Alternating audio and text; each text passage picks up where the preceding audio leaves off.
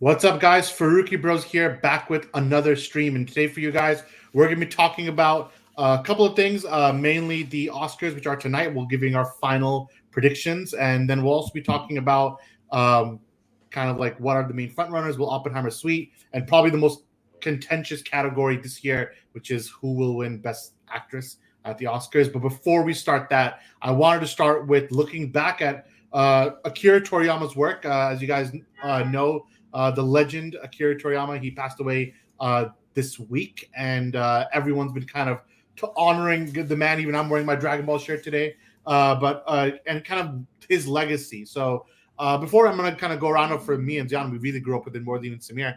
But I kind of want to talk about like Dragon Ball. It was kind of like this linchpin godfather of anime approach to it. It may not be part of the big three, but I think the impact it had on Western audiences are completely that legacy is secure. I mean, when you think about it, Dragon Ball was the gateway anime. When Toonami and Cartoon Network, when they made that deal to bring Dragon Ball and put it in front of audiences, that opened it up. At the time, people didn't even know what anime was. I mean, it's not a cartoon, but then it opened your mind to everything, and then people went to obviously Naruto and other anime. And now, if you look at the boon of anime across the world, like the popularity of manga in general and anime, like you wouldn't have Demon Slayer, Jujutsu Kaisen, Attack on Titan, all these anime that are so popular worldwide.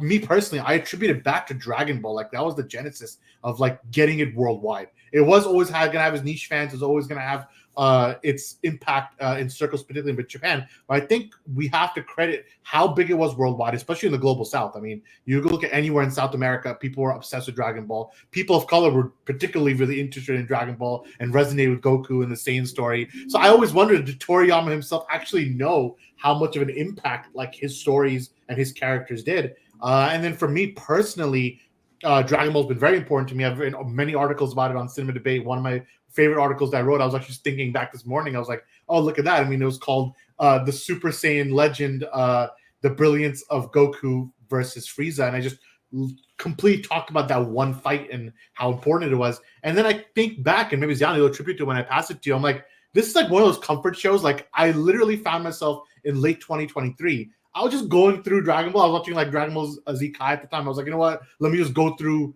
like the greatest hits and watch like 10 episodes from each arc. And it was just, I always found myself being like comforted by it. And that's a big thing. So, Zion, what do you think about Dragon Ball? What did it mean to you? And we'll go through our favorite moments as well. Yeah, I agree. I mean, it is very monumental show. You're right. It is kind of like that genesis, that nexus point where it kind of brought anime to the forefront in a way that I don't think they even imagined could be possible. And now anime is kind of like a worldwide thing where almost everybody is like, all right, I watch some type of anime. And it really did start from Dragon Ball Z, I think, because back in the day, obviously, there was very few ways to even watch anime. And then once Cartoon Network Toonami put Dragon Ball Z as a thing, I think it kind of captured the world in such a way where it really did become a cultural phenomenon. Because you're right, it's one of those few animes where it kind of grabbed hold to every single type of culture, where no matter if you're American, South Asian, African American, or African, or any type of person in the world, you're like, Dragon Ball Z, you enjoy it, you kind of got to get pulled into it, and just opens your horizon. Like you said, it's the gateway anime, and it kind of brings you into this world of, okay, what is anime? How these stories work? The animation, the fighting, everything is so unique and different.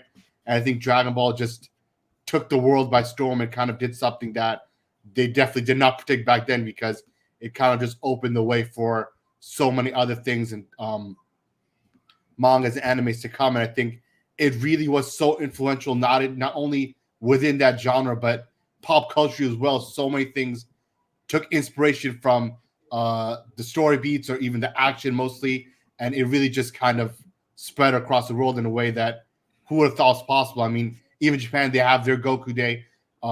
As we know, South Americans, they kind of gravitate towards Dragon Ball Z and Goku. It's a huge phenomenon there. We knew from Dragon Ball Super where they had their kind of like stadium.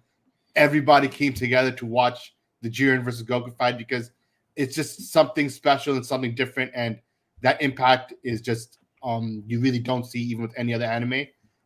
So I think it's just something very special. And hopefully Toriyama did know that this was something that kind of capture the world in a different way, because everybody does appreciate his work, and he did create something extremely special, extremely unique with Dragon Ball Z, and I think that cannot be understated.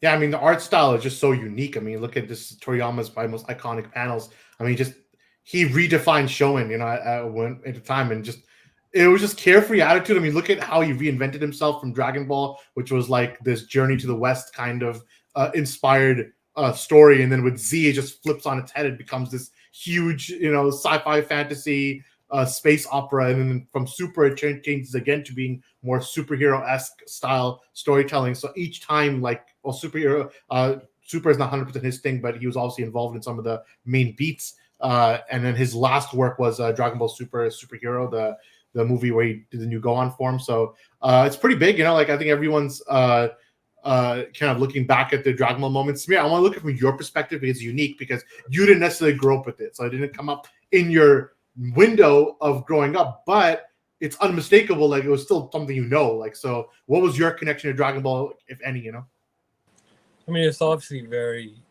iconic, insanely iconic, insanely influential, and seeing all these other manga artists that I guess I did grow up with more, paying respect to Akira Toriyama. It's insane to think that without his work, most of these animes wouldn't even have been made or thought of.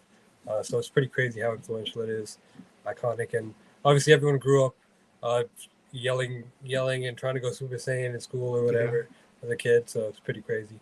Yeah, it's went completely into our music culture. Like, it's just part of the lexicon now. It captures the zeitgeist. I know you guys saw that video on Twitter. It's like where it's the sign language interpreter didn't sign language the words Dragon Ball. She did a Kamehameha move with her hands, and that's like the sign language of Dragon Ball. Like, that's how iconic it is. That it's not even the words. You take an action from the show, and that kind of defines what it is, and so recognizable. I think that's just that kind of impact. Like, you don't even think about. It's really crazy.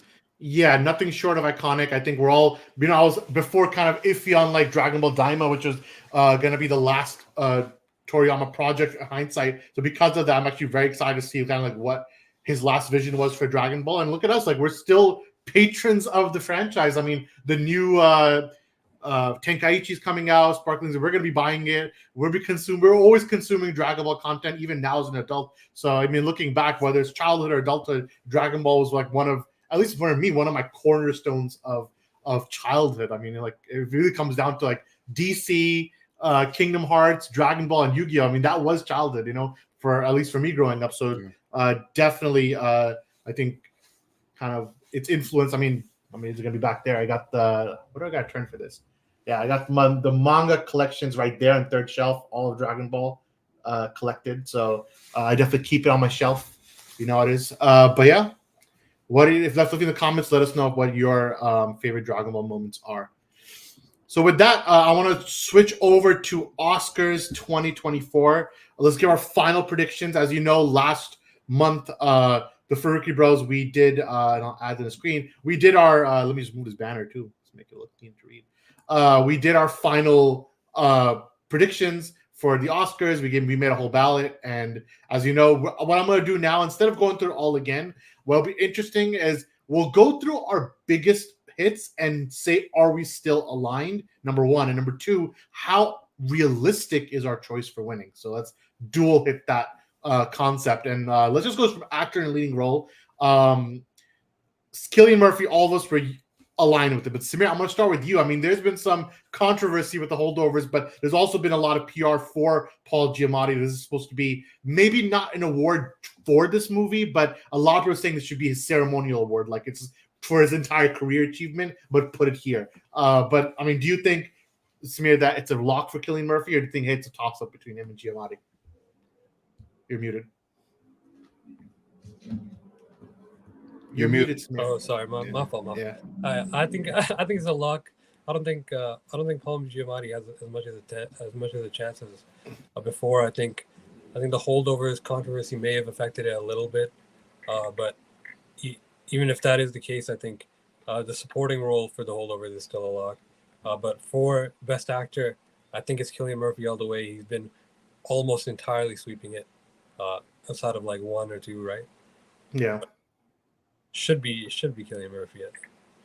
Zion, you've been on the Cillian Murphy bandwagon from like day one, so I don't think it's gonna change now. I mean, do you think this is a lock though, or do you think there's a small chance for an upside? You know, the Oscars are sometimes a little unpredictable. They can pull something crazy.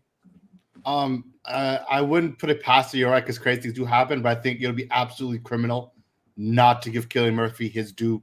I think he was absolutely incredible as Oppenheimer. He just you didn't see Cillian Murphy, you saw, you just kind of got absorbed with the character, this person, Oppenheimer. And I know you make the argument that Paul Giamatti, the Legacy Award, but I don't think this is the right time for that. He did do a good performance, nothing wrong with it, but it wasn't even the same stratosphere as Cillian Murphy. Let's be honest. He should not win it. He should not supersede Cillian Murphy just because of a legacy thing. Yeah, I'm with you there. I'm gonna skip actor in a supporting role. I think this is a beyond lock for RDJ. This is the big one. I mean, this is the one that everyone's debating. This is the one that there really is no clear-cut winner. History says, like, based on how many award tracks wins, that Emma Stone will win it.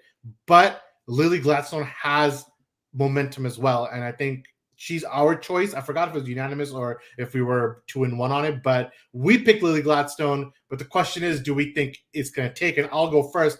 I think Lily Gladstone will take it. But then again, I won't be surprised if Emma Stone takes it. I think both performances are good. I think someone made a better point than me in an article where they said that the two performances are inverses of each other. The Lily Gladstone, all of her acting is muted. It's more with her facial structure, her face, her eyes. It's the subtleties of her acting. Where Emma Stone, this is like a roller coaster where she goes through the entire stage of life from birth to adulthood in the span of an hour, and it's like it's just happening quick. And the way she leads that performance is really, really good, despite the movie being a little controversial. And between even us three, not all of us feel the same way about the movie itself, but we all liked Emma Stone's performance. So, yeah, I'm going to kick it back to you. I mean, the case is very strong for both, but who's going to take it at the end? And are you still on Lily Gladstone? It is very strong for both, and it is going to be this one. Like, if it goes either way, I would not be surprised because it is absolutely a very tough decision. And whoever the article was, they made a very good point. Yeah, it is inverse performances. Because they both bring something very different to the table, but do a very terrific job in what they're portraying and how they portray their characters. So it is very tough. I would personally stick with Lily Gladstone, but I would not be surprised if Emma Stone got it. It could really just go either way. It is a super tough decision. Samir, what about you? I mean, I also think that Lily Gladstone will take it, but I wouldn't mind either of them winning, really. Yeah. Supporting role, I think, like Samir said, this is a lock. Animated feature, I don't think this is a lock, but we went with Boy and the Heron. I do think Spider-Man has a chance. Samir, I'll let you be, because you were on both these films. So which one would you give it to? I'd give it to the Boy and the Heron for sure. I think every day that passes, I think Spider-Man deserves it less.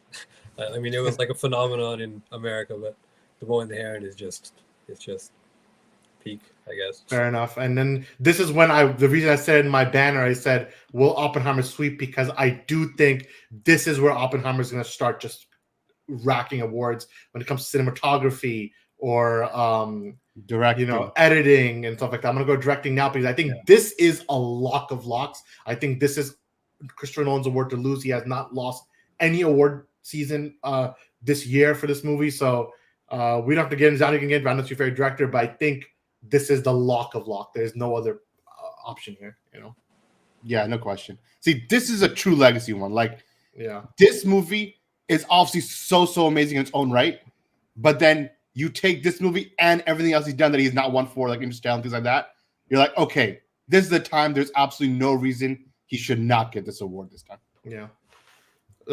So let's keep moving forward. Samir, I know you agree with the same thing.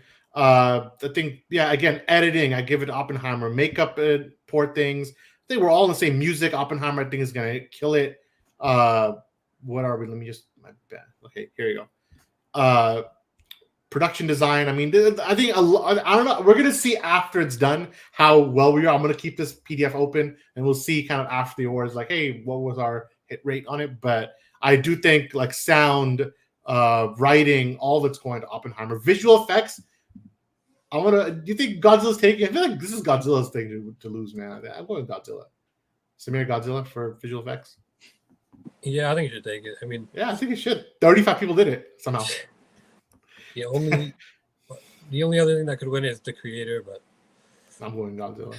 kind of I don't know. I think that budget argument just goes a long way because creator had like 80 million or something crazy. Yeah. And Same with Godzilla, though, right? couple Yeah, million. 30. So what they able to accomplish was just crazy. Yeah, I mean, I heard the other side of it is that who knows what the working conditions were for 30 people to make that movie as good as it did, but still, it does deserve to be awarded for the work that was done. And then Best Picture, this is the last one that we'll discuss. I'm not sure if it's a lock. I know we all went with Oppenheimer, but I feel like this can go as a surprise. I'm not sure for what, but I feel like it's not like I've seen the Oscars go crazy sometimes, but I don't know. I think it's Oppenheimer's to lose. Samir, what do you think? I think it's a lock. I don't think any movie has a chance. Any other film. Oppenheimer. That's good. And it's Oppenheimer's sweep. If they take Best Actor, Best Director, and Best Picture, that's big time. But we all agree the second we came out of the movie, it was like one of one. That movie. But yeah, any I don't know, Samir, if you or Zion, if you have anything like, oh yeah, this is an interesting topic, interesting category. I feel like most of them are fairly self-explanatory. Obviously, things like production can go either way. I feel like it's gonna be Barbie. But yeah, I think for the big ones, aside from leading actress, it's Oppenheimer just gonna take it. It just only those small ones like production design, like visual effects, where Oppenheimer's not even in it, but writing, adapted screenplay, those are like it could go to something else. Like Oppenheimer might not get adapted screenplay, but I think for the big ones, it's a lock. Yeah.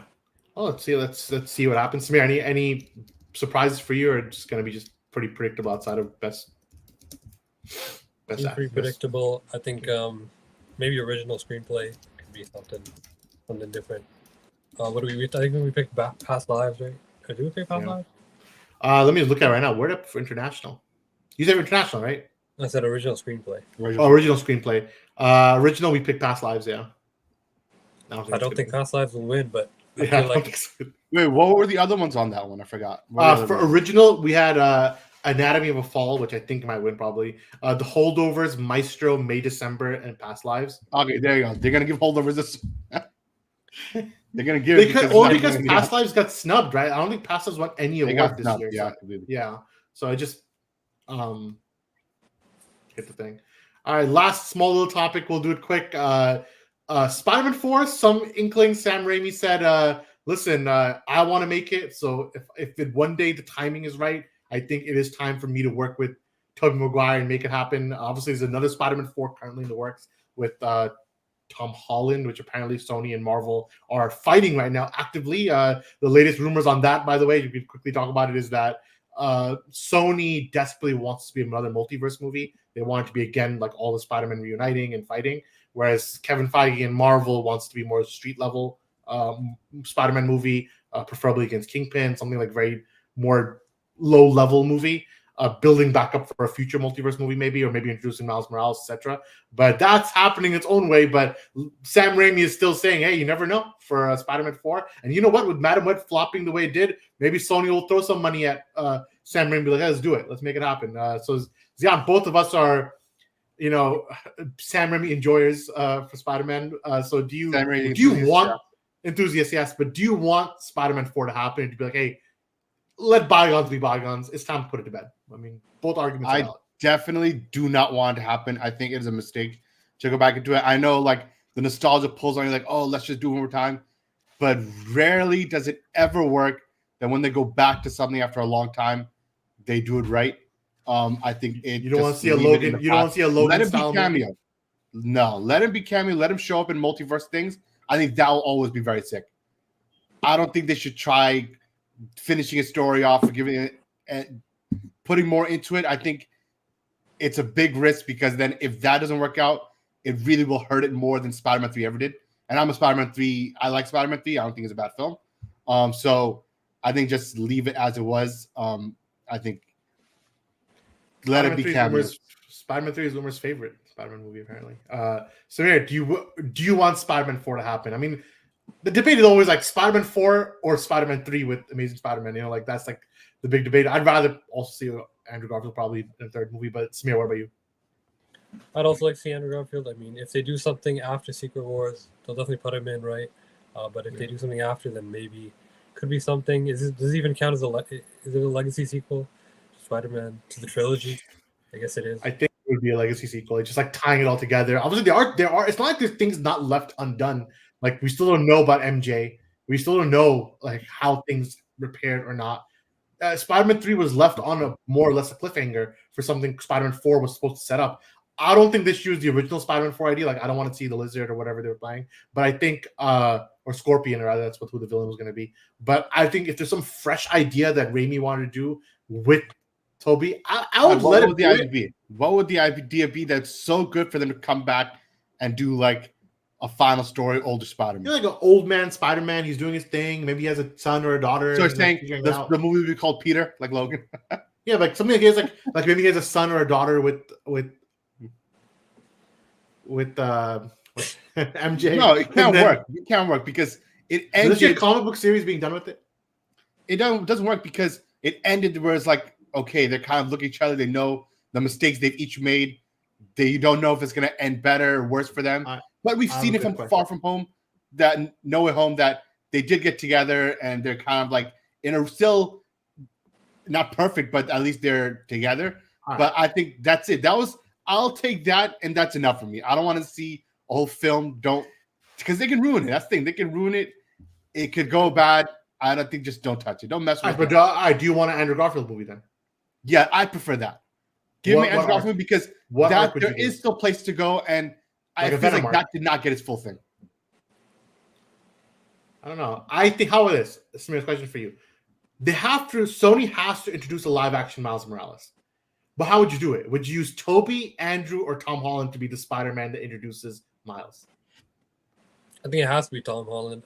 Doesn't Tom Holland want to leave the role eventually? He does, yeah. That's a realistic answer, yeah. It is their main Spider-Man, so they have to do it through him. Still feels too young though, like to bring in Miles in the next movie or two. Like I feel like if Toby had a Miles, that'd be good. He feels young, but he's done so much, so he's actually super experienced. Like he's faced world level threats, God's level threats. So in that way, he's kind of very experienced. So I don't know. So you don't want to do a Tobey Maguire movie where he passes the torch to a new version of Miles, and that Miles then maybe goes to the new universe. I think that one, keep it very pure. Do with Andrew Garfield, you have to, but keep the Raimi thing very street level, very pure Spider-Man.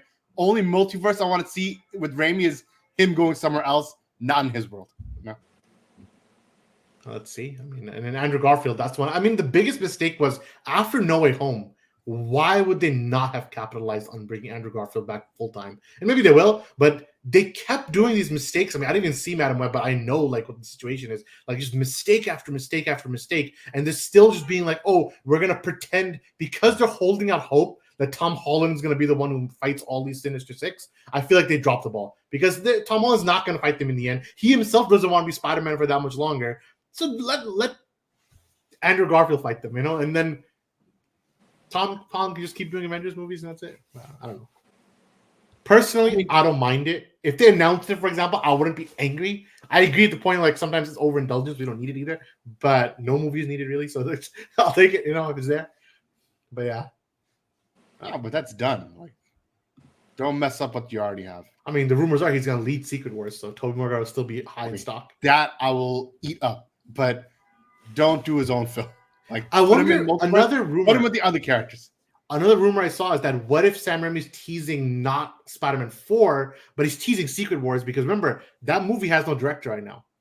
They fired the director. Give Secret Wars to Sam Raimi. Let him direct Hugh Jackman and Tobey Maguire saving the day. And that's like Spider-Man 4. Because Raimi's reunited with Tobey. Then again, Raimi's work in Doctor Strange 2 isn't like his apex work, but we'll see.